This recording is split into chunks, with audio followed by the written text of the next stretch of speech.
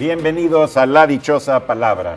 Estamos aquí muy contentos, muy animados de estar nuevamente con ustedes para responder sus preguntas y en algunos casos para volver más confusas sus mentes. Vamos a que se presenten mis compañeros. En la Ciudad del Vaticano, estas semanas han estado discutiendo ahí los obispos en un famoso sínodo acerca de ciertas modificaciones a la moral cristiana. En efecto, la ética y la moral, aunque las etimologías no nos ayudan en ese sentido, pero sí el deslizamiento de lo que esas dos palabras históricamente empezaron a querer calificar, son cosas muy distintas. La ética se refiere a valores universales de lo que los individuos eligen en determinado momento y que tiene que ver con lo que llamamos las virtudes esas universales precisamente, ¿no? Justicia, generosidad, humildad, paciencia, tolerancia, compasión, etc. Siempre válidas en todo tiempo y lugar. En cambio, la moralidad es un asunto que va evolucionando y cambiando con el tiempo y es lo que cada pueblo va más o menos aprendiendo que es lo adecuado para la historia y el lugar en el que vive. La señora Lady Frances Gough Calthorpe, que murió a principios del siglo XIX, que escribió el más importante libro de etiqueta de la sociedad victoriana, donde puntillosamente explicaba todo lo que era correcto moralmente. Del libro se vendieron más de 2 millones de ejemplares solo en el siglo XIX, y ahí ella nos indica que los libros en las estanterías, los libros que están firmados por autores hombres, nunca deben de estar pegados y en la misma estantería que los libros firmados por mujeres, a menos de que los dos autores hayan estado casados, para que vean cómo los libros también tienen impulsos, deseos y son proclives al pecado. Soy Germán Ortega Chávez, ¿cómo les va? Muy buenas noches. Luis Cernuda, un poeta sevillano que luego vino a México a vivir por el exilio, un poeta español que terminó viviendo y muriendo en el DF, de la generación del 27, escribió, entre otras muchas cosas, Contigo. Mi tierra eres tú. Mi gente eres tú. El destierro y la muerte para mí están allí donde no estés tú. Y mi vida, dime mi vida, ¿qué es si no eres tú? Buenas noches, yo soy Laura García. Muy bien, qué bonito. Que olvide a la hija el padre de buscarle quien le cuadre, bien puede ser. Mas que se pase el invierno sin que ella le busque yerno, no puede ser. Que junte un rico avariento los doblones ciento a ciento, bien puede ser. Mas que el sucesor gentil no los gaste 1000 a 1000, no puede ser. Esta diferencia entre lo que puede ser y lo que no puede ser se la debemos a don Luis de Góngora. Buenas noches, soy Pablo Gullosa. Están muy interesantes estas entradas. Ya me dejaron de todo ahí. Pensando, de todo hay aquí. La moral de los libros. Como en boutique. En la viña del Señor. Eso de los libros está padrísimo. Está padrísimo. Eso de que una contraportada de un libro escrito por mujer se ponga con una portada de... No, hasta se puede hablar de posiciones. El camalibro se llamaría, ¿no? Bueno, pero de hecho sí hay todo... Bueno, es un tema interesantísimo, cómo realmente en una biblioteca Se ordena. los libros conviven de las formas más inusitadas, con relaciones que habrían sido imposibles en la vida Sí, en la real. vida real. Claro. Sí. Es muy interesante. Bueno, yo lo que les cuento es que fui al Mujam. ¿Qué es eso del Mujam? ¿Una mezquita? No. Es el Museo del Juguete Antiguo de México. Realmente un museo interesantísimo, como de 4 pisos, en la calle de Doctor Olvera. El arquitecto Roberto Shimizu, quien inició esta colección, platicó conmigo y realmente es un museo al que los invito a ir. Googleen ahí, Museo del Juguete, y va a salir y es una visita increíble. Increíble, porque yo me encontré hasta unos juguetes que eran míos. Le digo, oiga, ese carrito era mío. ¿Los donaste o qué? No, pues se perdieron en la vida y seguramente los rescataron de la lagunilla y todo tenía hasta mis iniciales. ¿En serio? No, no es en serio, pero casi se sentía, daba uno la sensación esa. Bueno, estamos aquí en La Dichosa Palabra, preguntamos a las redes sociales desde muy temprano una pregunta muy interesante que realmente nos hace reflexionar. Quiero decir que esto de causar confusión mayor tiene que ver con la cofusión, la fusión de pensamientos distintos, que es a lo que nos dedicamos. No pensamos oscurecer, sino aclarar, aunque sea los bordes, o crear nuevos centros. ¿Qué tanto planeas tus lecturas y qué tanto lees libros que caen en tus manos por azar? Y ya tenemos respuestas. Además, curiosamente, ahora las respuestas son casi autobiográficas. Yo aquí Son historias. Son historias de vida, son autobiografías. Habría que leer tal vez unas 2 para comenzar, porque si leemos muchas, nunca vamos a comenzar con las dichosas palabras. A ver, ¿alguien tiene alguna que le interese? Bueno, Mónica Cano cuenta una historia. Dice, un día hace 5 años, platicando con un cliente, coincidimos en nuestro gusto por la lectura. Desde entonces compartimos libros cada mes, que es cuando él se corta el cabello, ya que Mónica Cano es estilista. Y bueno, después nos sigue contando cómo se organizan entre ellos. Pero, insisto, muchas de las respuestas de hoy son historias de vida. Son es muy historias, dice interesante. Luis Eduardo Aceves Montenegro, dice, generalmente hago un plan de lecturas por afinidad idiomática o de géneros, digamos cuentos y novelas en idioma español, pero de repente me veo en la necesidad de interrumpirlo cuando tropiezo con alguna obra en los anaqueles de la biblioteca pública. Cabe señalar que soy de provincia y las grandes bibliotecas son poco frecuentes por acá, y más aún en lugares donde comprar. Jacqueline Manzanero Morales nos dice, cuando planeaba mis lecturas, justo me caía otro libro que iniciaba inmediatamente. Sigue pasando y tengo paciencia. Generalmente son 2 libros los que tengo que leer a la vez, ¿no? El planeado y el sorpresivo. Así es. Bueno, vamos a comenzar con un acontecimiento que es, digamos, la efeméride del día en este territorio de las palabras. Y tenemos una comunicación por las redes sociales de Sergio Morales Polo, que dice, la reciente presentación de la versión 23 del diccionario da motivo para preguntar por qué 357 millones de hispanohablantes tenemos que regirnos por ese mamotreto que contiene la terminología que se usa en la península ibérica. A estas alturas de la vida independiente deberíamos tener nuestro diccionario de la lengua latinoamericana, ¿o no? Bueno, esto se refiere pues a la nueva edición del diccionario. A ver, comentemos algo, ¿no? Para entrar en calor. Va a empezar la ibérica, nada más para empezar a meter polémica.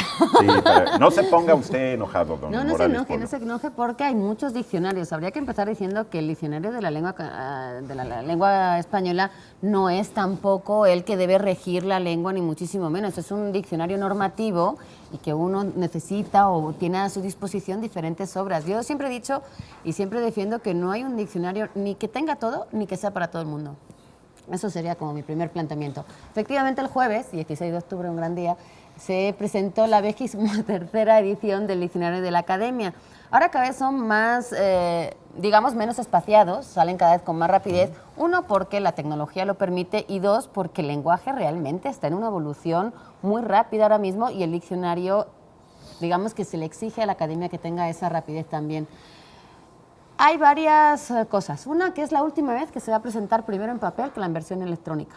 Ya anunciaron que siempre una cuestión de tradición, siempre primero el papel y luego a los meses, como es en este caso que en enero o en febrero, va a salir ya esa versión actualizada también en su portal de internet, donde reciben 40 millones de visitas mensuales. Digamos que sí es una herramienta... Pero el día de hoy, digamos, uno lo que checa en internet no es la edición más reciente del diccionario. No es esa edición que salió el jueves y que ya está en las librerías y que creo que cuesta como $125. Son 2.300 y cacho páginas. Lo vuelve a publicar Espasa. Como siempre, se sacaron 50.000 ejemplares. Digamos que hay unos pocos que son de colección, que tienen un poquito esta idea de colección de todos los diccionarios anteriores, que traen unos ribetes azules y dorados en el lomo, pero digamos que eso va a tender o tiende ya a desaparecer. Ahora ya van a poner todas las canicas o la versión electrónica, que además va a ser actualizada cada 6 meses o cada año. Eso ya también es una promesa que acaba de hacer la Academia. Y digamos que la novedad principal es que es más panhispánico. Curiosamente lo están vendiendo como que han hecho una revisión sexista. Se había se había criticado mucho, que había mucho sexismo en las definiciones, totalmente cierto, además, Sí. porque como estaba huérfano, por ejemplo, era el que carecía de padre, pero no se decía nada de la madre. Si se moría tu madre, no eras huérfano del todo, nada más eras del padre.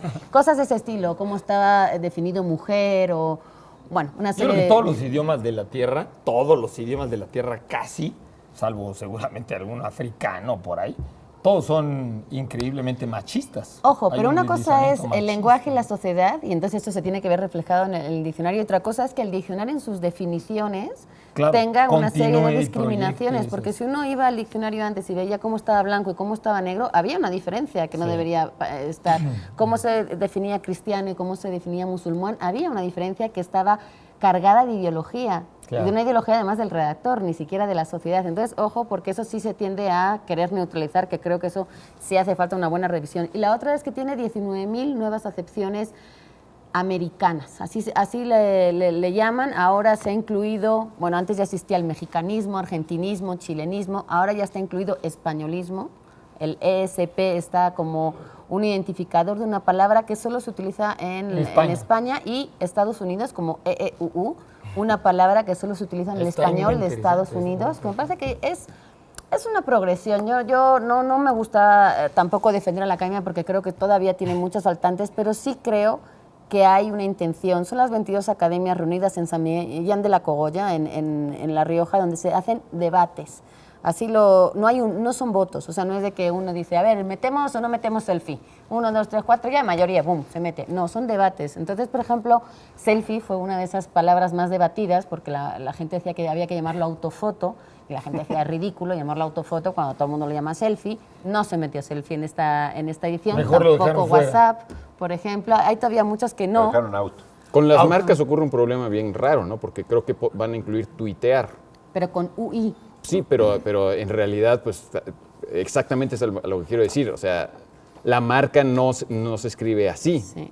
Ahora lo vamos a escribir así basado. Lo que a mí se me hace extraño es cómo el diccionario de la Real Academia, como dices, es un diccionario normativo, pero de pronto empieza a querer ser un diccionario de uso. Entonces, Sí. el resultado es que a lo mejor nos vamos a quedar sin un diccionario normativo. Normativo. Sí. Sí, Porque ahora- sí hay ahora navegan- debería haber una diferencia importante entre el diccionario de Claro. uso que recoge por las cosas como son, Claro. y ellos siempre han tenido una aspiración a regir la lengua. Y que tiene que ser más rígida. Ahora nos vamos a la dichosa, si quieren, les digo cuáles son sí, esos si quieren criterios. volvemos Porque a- hay unos criterios que tiene la academia para meterlas y para sacarlas. Hay algunas que se sacan también. Entonces, Yo quiero defender a la academia y luego quiero defender a los impresos, no a la versión virtual. Ok. Ok. Por una razón. Pero ahorita vamos a la dichosa palabra, porque aquí en los oídos, una voz interior, una conciencia nos dice, Apúrense. lenguaje oscuro y confuso. Esa es la definición de la palabra que buscamos. Lenguaje oscuro y confuso. Hace referencia al Evangelio según Mateo, alias San Mateo. Vamos a regalar, hermano. Pues el clasiquísimo Marianela de Don Benito Pérez Galdós, para que ustedes aprovechen, si no la han leído, en editorial Trillas, para ustedes. editorial Altea, y para los más pequeños, Cayu envía una carta. La historia de Cayu, que decide mandarle una carta a su propia madre, que se está quejando todo el día de que lo único que recibe por el correo postal son facturas. Cosa que creo que nos pasa a muchos, que ya hemos dejado de recibir esas cartas, esas postales, y esa forma epistolar que antes nos definía. Bueno, pues Cayu decide ponerle fin a eso y mandarle dibujos a su madre, que vive en su propia casa. Así que aquí está. Nada que ver Edipo. con Edipo, ¿eh? No, nada que ver con Edipo, y además no dije el nombre de la autora, que es la canadiense... Jocelyn Sánchez Chagrin.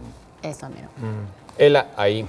Y de una autora japonesa que está vendiendo muchos libros muy bien, Banana Yoshimoto, tenemos sus recuerdos de un callejón sin salida que obtuvo el premio Capri.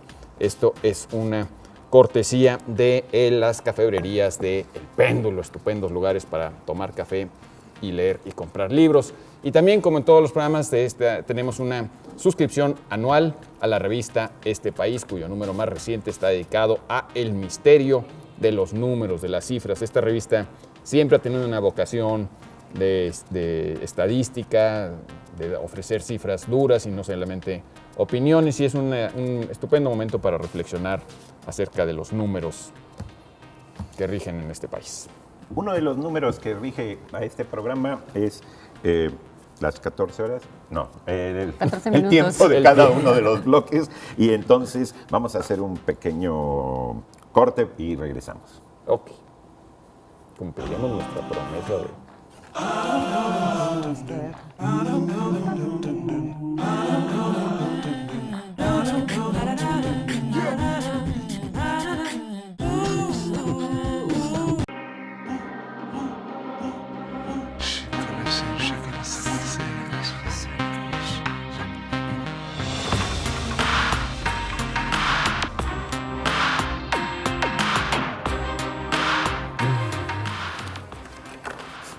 Pues aquí seguimos en la dichosa palabra y como siempre mandamos muchos calurosos saludos al público que nos ve en la señal internacional de Canal 22 y les recordamos que nos pueden ver en internet siempre ahí aparece en pantalla, canal22.org.mx y les recordamos que los esperamos allá en el Sinvestab la próxima semana, el próximo sábado, en Avenida Politécnico Nacional y en número 2508.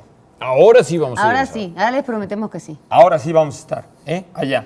Bueno, nos quedamos platicando del diccionario de la Real Academia, de los diccionarios normativos, de los de uso, la confusión, decía Pablo a veces. Yo quería enfatizar lo que decía Laura, que esta edición tiene el aval, el consenso, la formulación de la Asociación de Academias de Lenguas en Español, pues, y eso le da otro carácter. Lo de que aparezcan los españolismos como españolismos, pues, digamos, da un equilibrio mayor. Eso es muy interesante. Las academias, además, no son órganos judiciales que lleva a la tengan cárcel. una aplicación en términos legales, ¿no? Entonces uno los consulta y los diccionarios son muy divertidos. Hay que ver también ese lado, son verdaderos espacios de navegación. A mí por eso me gusta lo del diccionario en papel, porque cada vez que estoy buscando una palabra me encuentro con muchas otras. Siento que es la diferencia entre ir puebleando, ¿sí?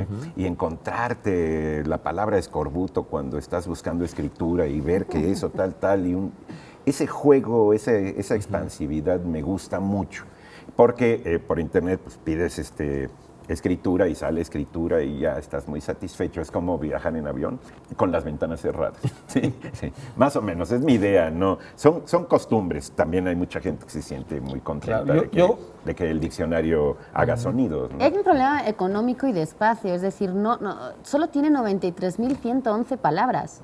Y el español tiene muchísimas más. Y si incluimos además los regionalismos y todo, pero igual que aquí no nos importa lo que se diga en Burgos, me imagino que en España no les importa lo que se diga, y no voy a decir ningún estado para que no se sienta ninguno, sí. Pero me refiero a que yo lo que defendería, lo que pasa es que no es viable económicamente, y otra vez metimos como el problema del comercio, es que cada academia de los 22 países sacara su propia versión local. Es decir, el español de México da para un diccionario entero con todas las expresiones. Los hay.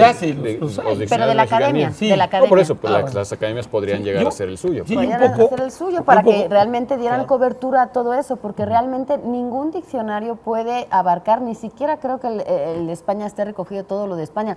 No, claro que Por no. lo que decías, claro, ¿cómo no? Los Claro, coloquialismos, claro que no. creo Sí, que la claro. academia tendría que ser, y sigue siendo muy prudente a la hora. Ébola no está incluido porque es una palabra que apenas está ahora en boca y en la prensa y en todo, porque ahora está sucediendo eso. Pero en realidad ébola era una palabra que ya estaba casi de salida, porque nadie la usaba, porque no era un problema real en los países donde se habla español. Entonces, ébola, que ahora es una palabra de uso común, diario, sin embargo, la academia espera una serie de Por tiempo y de por eso registros. se cumple lo que decía Diderot, de que el vocabulario de un pueblo nos da una idea de sus conocimientos y de su visión del mundo. Claro. Germán señalaba lo de que, pues claro que puede ser machista, etcétera, etcétera. Pues casi todas las lenguas modernas Son lo machistas. son. Por eso yo un poco quería comentar algo que cada uno de ustedes dijo. Primero comentando lo de Eduardo, que me parece padrísima la metáfora. En efecto, yo también creo, como Eduardo, que el diccionario escrito permite realmente el viaje, no el turismo, ¿no? El turismo es ir de un lado a otro, que ya lo tienes programado, y en el recorrido no te importa nada, te duermes en el camión, porque lo único que quieres ver es eso, a donde ya vas, ¿no? Y en cambio, la vida, la verdadera vida, lo interesante de estar vivo es vivir como de viaje, ¿no? Como cuando uno viaja verdaderamente, que es a dónde te lleva. Cuando uno viajar es encontrarse con lo desconocido.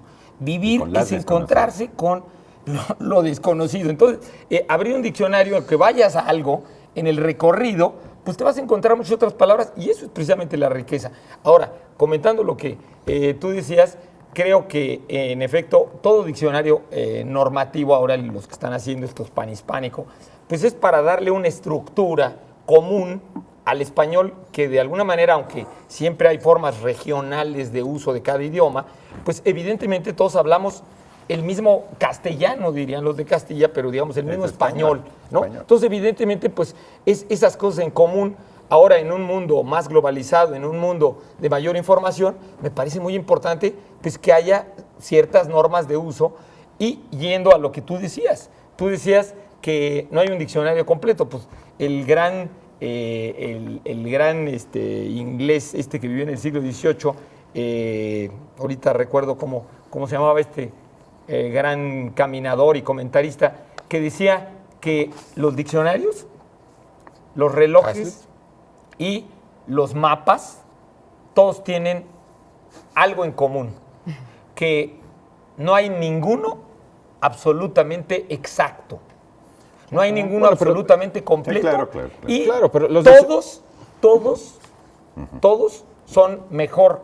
El peor diccionario, el peor reloj, el peor mapa es mejor que no tener ninguno.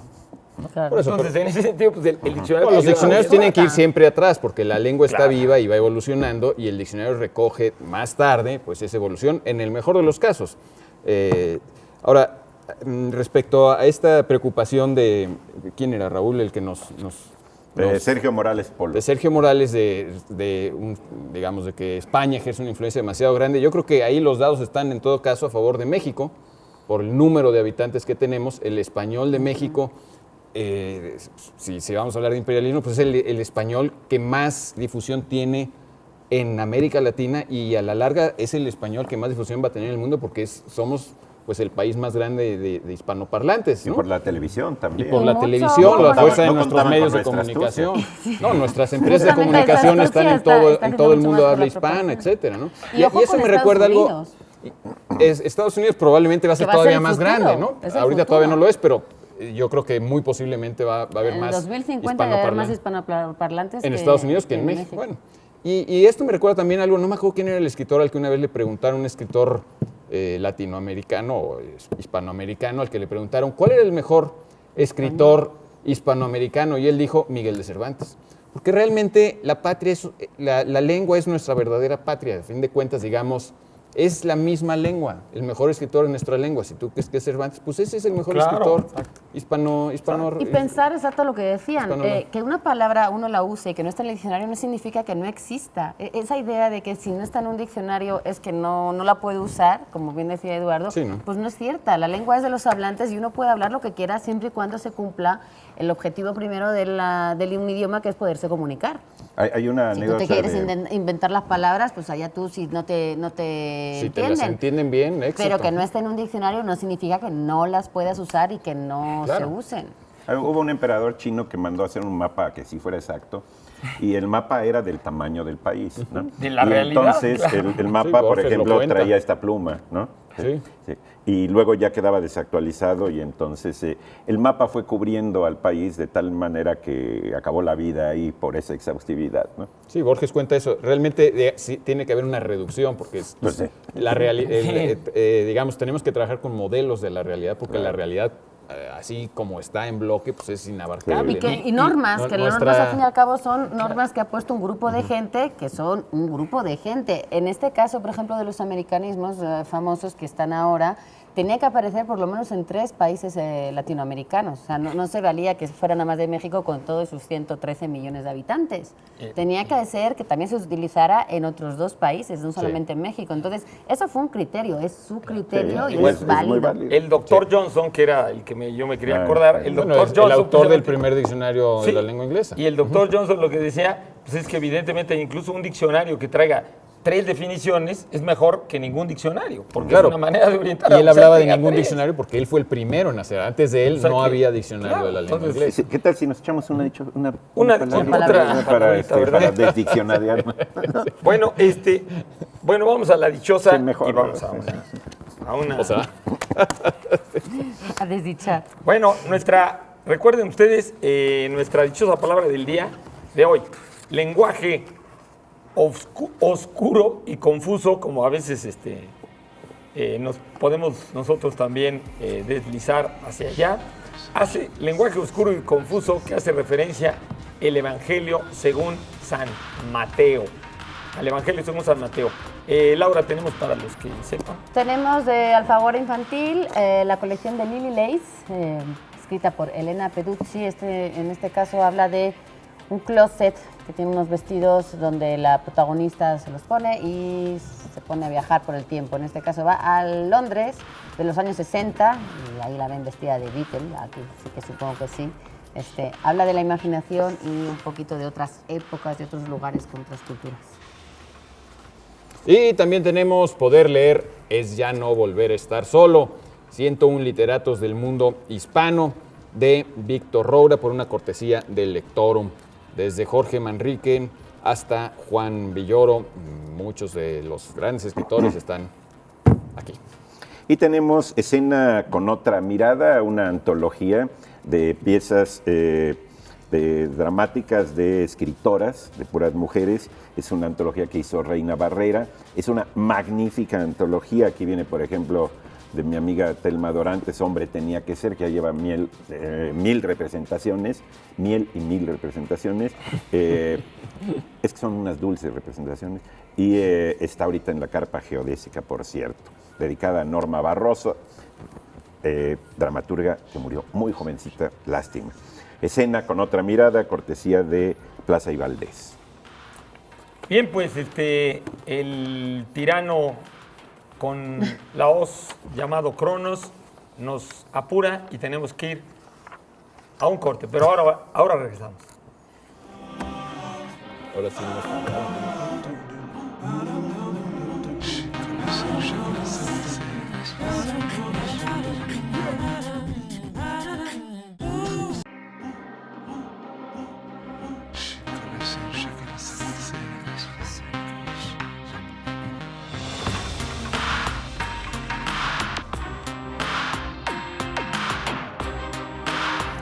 Aquí seguimos en la dichosa palabra 11, hoy es 18 de octubre y el 25 vamos a estar, no estamos grabados, estamos totalmente en vivo y el próximo sábado, el día 25, vamos a estar en el Timbestad, así que a todos aquellos que quieran acompañarnos vamos a estar ahí, lleguen temprano, el programa es a las 8 y están todos invitados.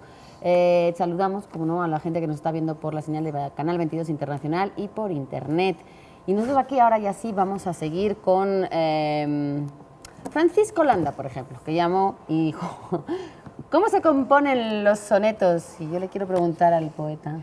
¿Cómo se componen los Tú sonetos? que en el aire las compones. Hay un programa en computadora para componer sonetos. ¿Ah, sí? Bueno, se puede establecer, porque formalmente, en realidad se trata de un tipo de poema con un formato fijo.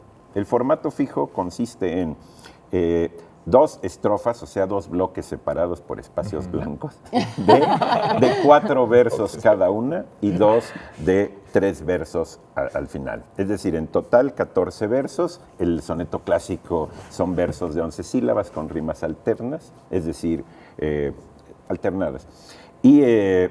Y es una forma que realmente es un prodigio de forma, de formato, es un machote poético, ¿no?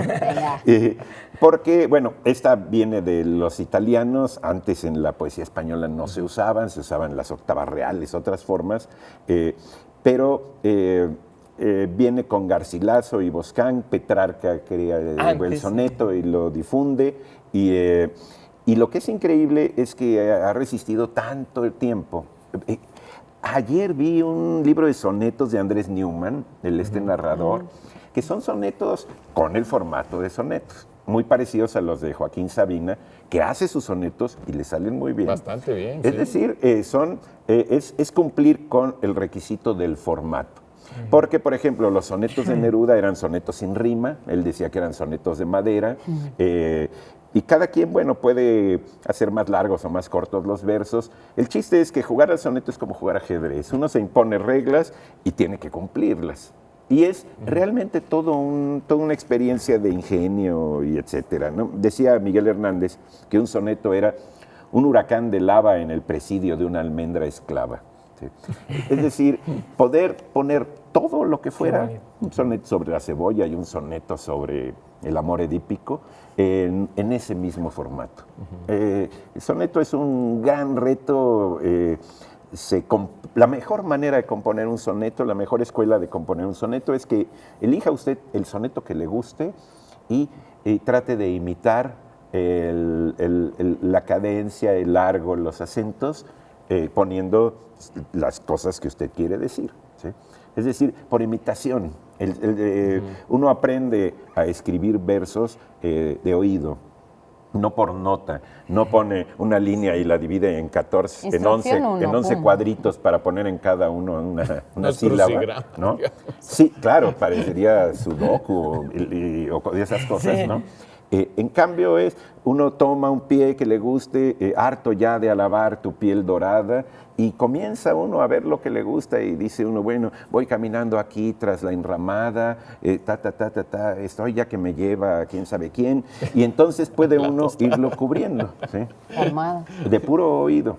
El soneto es la gran cosa. Yo recomiendo un librito de don Salvador Novo, 1001 sonetos mexicanos, en sepan cuántos, donde están toda la gama de sonetos mexicanos, temáticos, buenos, malos, etcétera. Una de las grandes antologías que hizo Novo para Yo se me hace muy interesante esto de ahorita que mencionabas del origen del soneto, de que los historiadores de la cultura, ¿no?, nos dicen que realmente el Renacimiento arranca fundamentalmente no en Florencia, sino que los antecedentes vienen incluso en arte, en literatura, en escultura, en ideas de la corte de Federico II de Hohenstaufen, el emperador alemán que vivió en Sicilia y en Calabria, y que inició realmente con los árabes un estudio de los clásicos griegos y latinos. Se mandó a hacer una estatua como emperador romano, etc.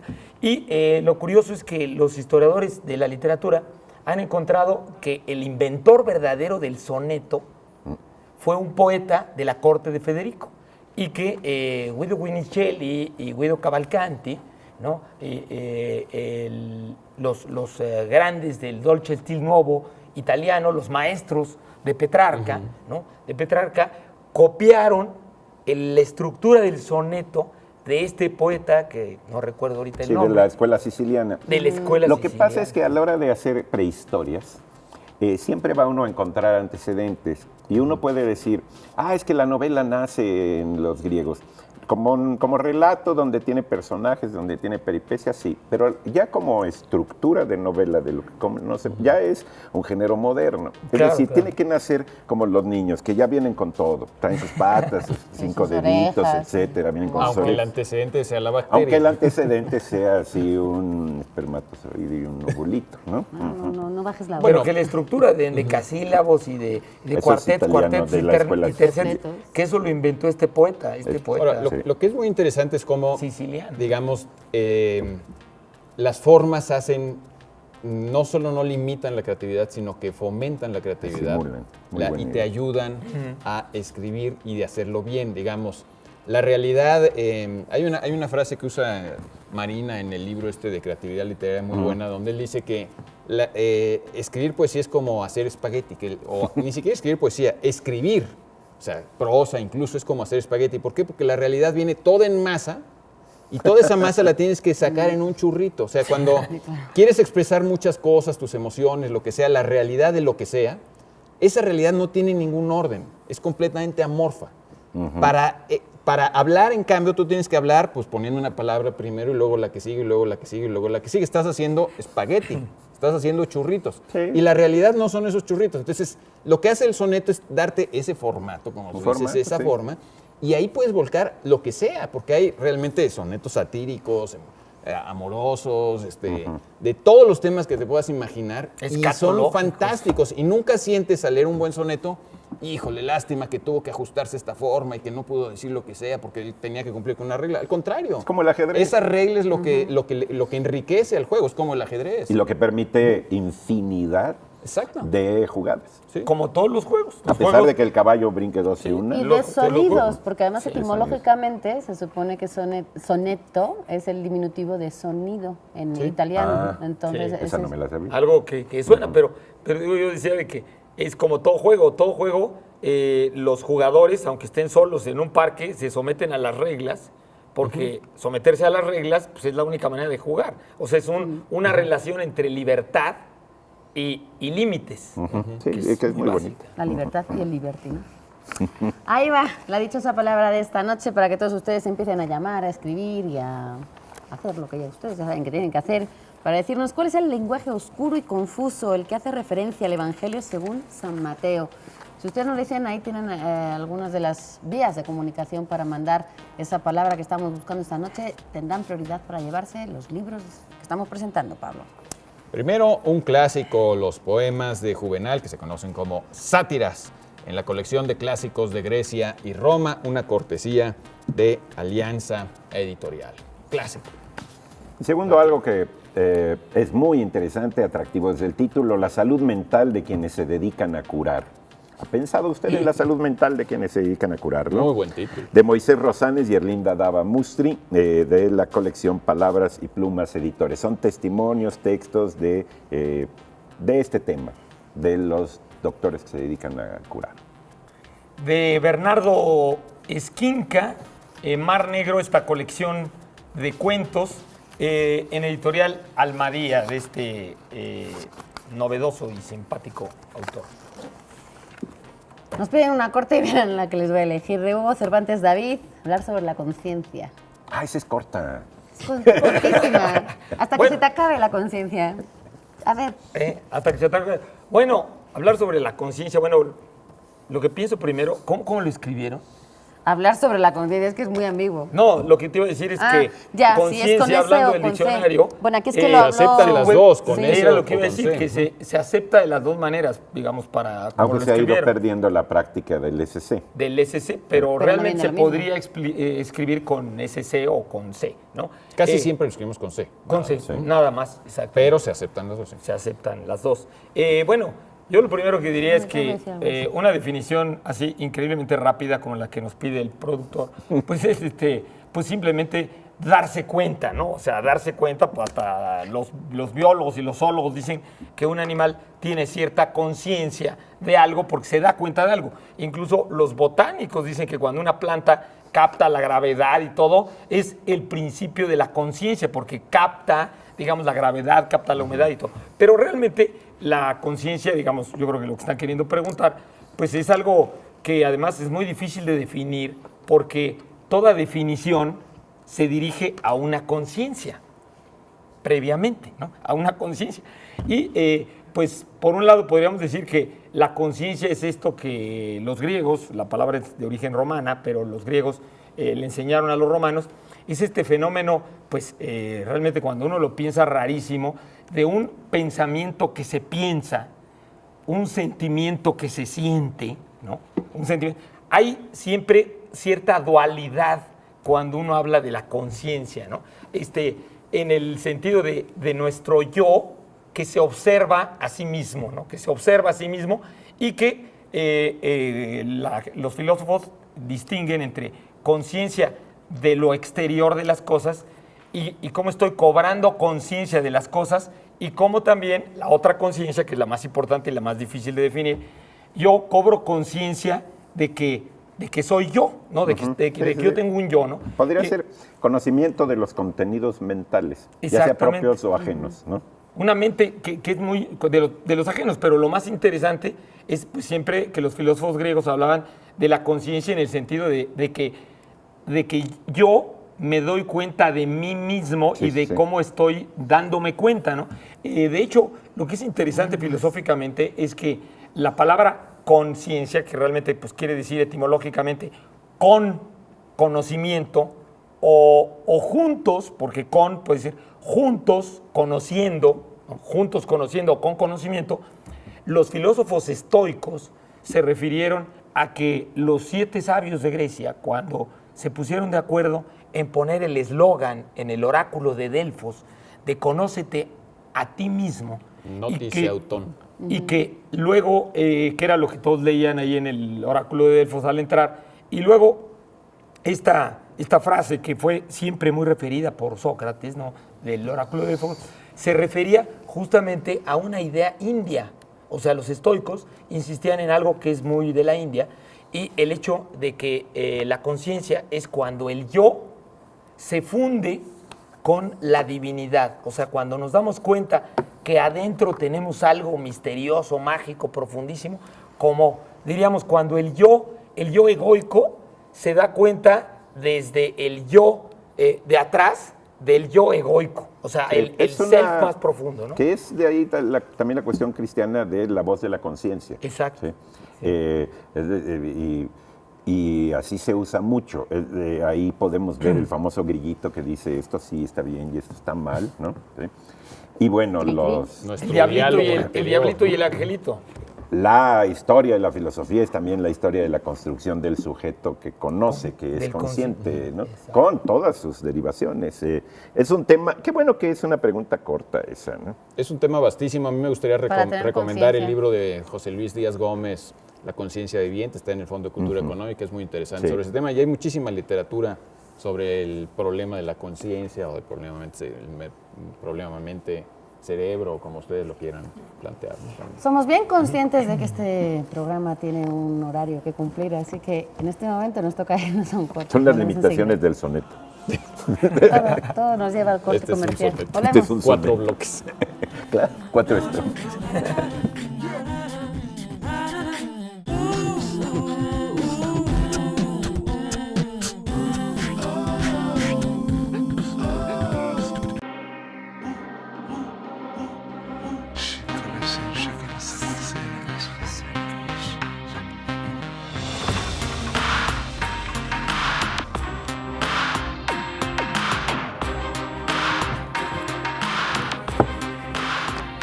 Es el Marigrotas de Sanari. Bueno, continuamos aquí en La Dichosa Palabra. Estaban comentando que esto era como un soneto en 4 bloques, así que vámonos al último terceto. Por cierto, que hay todo un género de sonetos acerca de cómo se escriben los sonetos, desde aquel famoso de Lope de Vega. Claro. Ese no me Un lo sé. soneto me manda a ser violante, que no Exacto. sé qué, y que Voy van en tal. diciendo en qué Exacto. voy en cuál tal cuarteto, el primer terceto, etcétera. Bueno, el poeta siciliano se llama Giacomino Pugliese, como el gran acordeonista argentino. Giacomino Pugliese, el creador del soneto, dicen. Bueno, saludamos al público que nos ve en cualquier ciudad de México o del mundo, a través también de la señal internacional de Canal 22 y del internet, y etcétera, etcétera. Les recordamos que el próximo sábado, ahora sí, vamos al Sinvestab, allá en la Avenida Politécnico, lleguen temprano. Esto es en Zacatenco, ya lo saben, en el Sinvestab. Algo más, no tenemos pendientes, vámonos con una pregunta, si nadie me dice nada más. Jorge Antonio Ajas nos pide que hablemos del legado de Javier Marías. Es raro, ¿no? Es un escritor vivito y coleante. Eso ¿o te me iba a decir, equivoco? legado. Muy pronto para Es muy hablar de- pronto, pero no lo sé. A lo mejor, Bueno, a lo mejor es la redacción nada más, ¿no? no sé. Y hablar de María sin el legado, ¿no? Ya sin tratar de sacarle los elementos de trascendencia que tenga, ¿no? Por cierto, que la otra vez que estabas planteando lo de por qué una obra sobrevive y eso, hay un librín que sacó Almadía, de Hugo Iriar, que es sobre la pervivencia de la literatura. Es en la editorial Almadía, ganó el premio de literatura Mazatlán hace creo como 2 años. Ya lo leí y está muy interesante porque plantea por qué, digamos, Borges sigue siendo muy leído y muy famoso y Alfonso Reyes no lo es tanto. ¿sí? Bajo el Y rating. hace una poeta. muy minuciosa comparación y da unos motivos porque Hugo Iriart es... Muy- Yo un siempre que lo explorador veo pienso fascinante. que es como Sócrates, ¿no? Sí, es un Incluso explorador físicamente se fascinante. parece. Y, Incluso ha intentado como partir de, digamos, no de los libros, sino de la vida y arrancar nuevamente un estudio de los sueños. sí, no, bueno, Por sí su mismo, que es interpretación increíble, de los sí. sueños es Sí. buenísimo libro. Además tiene esa cosa de que te habla de tú en la redacción que tiene. Es magnífico, es una claridad increíble. Muy animoso. Y vamos sobre María, sí, ¿verdad? Vamos con María. Bueno, O nos seguimos con Hugo, con que también es Hugo Iriart. Hablando del legado, Al margen del legado, a mí la obra de Marías me gusta mucho. Y los 2 libros que más me gustan son Negra Espalda del Tiempo, que es una obra escrita sobre otra novela de él que se llama Todas las Almas. Yo leí Negra Espalda del Tiempo sin haber leído Todas las Almas y tiene autonomía. Y otro librín que se ¿Todas llama... las almas lo leíste por interés personal? No, todavía no leo Todas las Almas. Ah, ok. Porque Porque ya Negra la Espalda tienes. del Tiempo es sobre los efectos que causó Todas las Almas. Y yo dije, no, yo me gusta más pensar que es una novela sobre una novela inventada y no ok. sobre una novela real. Y entonces conservé ahí una autonomía, digamos que propia, ¿no? Una especie de soberanía del lector, ¿no? Y me gusta eso. Y otro librín que se llama Vidas Escritas, que hace unas descripciones de retratos de escritores verdaderamente geniales. Yo lo que más admiro de Marías son 3 cosas. Su redacción, una redacción de coordinadas y subordinadas con párrafos muy largos, muy a lo Proust, verdaderamente impecable y muy enriquecedora, ¿no? El hecho de que sus personajes secundarios en las novelas comienzan siendo secundarios y luego van creciendo, En incluso hasta personalidad. cobrar el primer papel. El protagonismo. Como en el caso de Corazón tan Blanco, que es la novela que yo recomendaría de él. Y otra cosa que se me hace asombroso que con personajes antipáticos, porque lo son, casi siempre sus protagonistas, la logre empatía. atraerte, ¿sí? y logre hacerte permanecer en la lectura. Es todo un caso, Javier Marías. Realmente para mí es un grandísimo escritor. Los Dominios del Lobo, su primer novela, salió en 1951, en 1971. Él nació en el 51, Marías, o sea, la sacó a los 20 años. Y es una novela muy madura, muy buena. Es hijo de un filósofo muy importante, ¿no? Ese es otro caso, que tiene una historia de la filosofía, Julián Marías. Sí, Papá. Yo tengo- su papá. y él es académico. Que es buenísima, es mejor que la de Giraud, al menos para mí, ¿no? Sí. Me gusta mucho. El papá era discípulo, compañero de Ortega, de los grandes filósofos. Empezamos el programa hablando un poco justo de la academia y como de esta manera rígida de ser, y parte de lo que ha pasado en los últimos años y por lo que ha habido esta apertura y este movimiento es porque han empezado a entrar como miembros de la academia gente como Marías, Claro. que yo, por ejemplo, a Marías le creo muchísimas cosas que pueda él opinar sobre el lenguaje, el idioma y los criterios que pueda tener por cómo lo usa.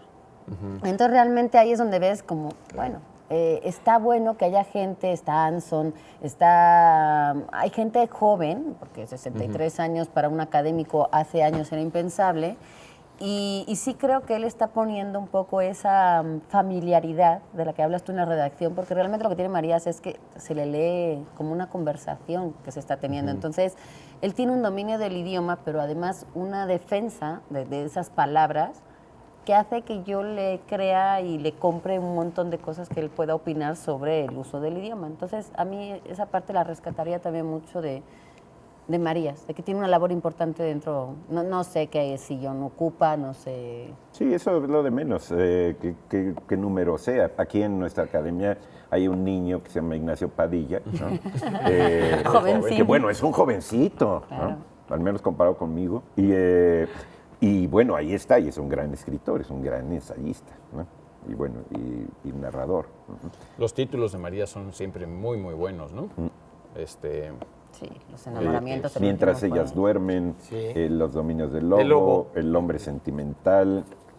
Tu rostro mañana es una trilogía que yo he intentado leer como 3 veces y la he tenido que dejar porque otras cosas profesionales me jalan.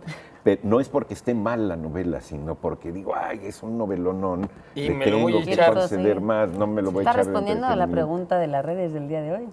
Y ¿Cuál era? Ah, lo del azar y las otras, sí, sí es cierto. Te mañana entran- en la batalla piensa en mí, que es un... Mañana en está la tomado batalla de- piensa en mí. Está tomado de Shakespeare, pero pues es Sí, genial. pero ¿no? Y es un gran la traductor, frase también es buenísima. tradujo El Tristan Tristan Shandy. Shandy. Sí, sí.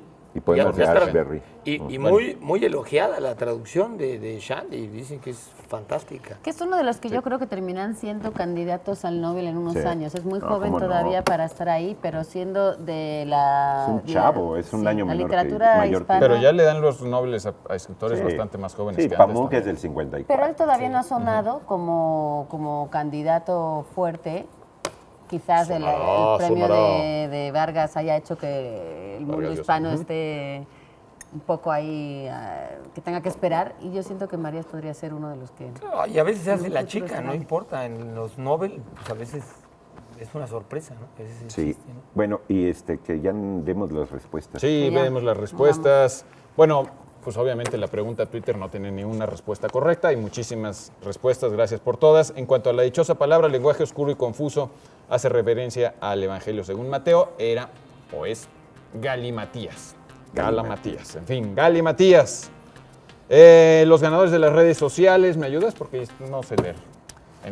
PDJ Oh, sí, Pauner, en Ángel español. Morones, Cris Chávez, Ulises Morales, Diego Valdés, Luis Arcadia, Ilse Quintero, Jorge Martínez, Elena, Alfredo Solórzano, Luis Daniel Zamora, Luis Daniel Zamora, que es un De Galimatías. habitual en las redes. Bueno. Son algunos de esos ganadores. La siguiente semana, recuerden, vamos al Cinvestav, que es pues un centro de investigación de enorme prestigio nacional e internacional. Para nosotros será nuevamente un honor estar ahí en directo en el Cinvestav. Así que, Así es. de nuevo, muchísimas gracias, Eduardo Casar, Laura García, Germán Ortega. Pablo servidor. Villosa, buenas Los esperamos noches. la próxima semana. Muy buenas noches. Adiós.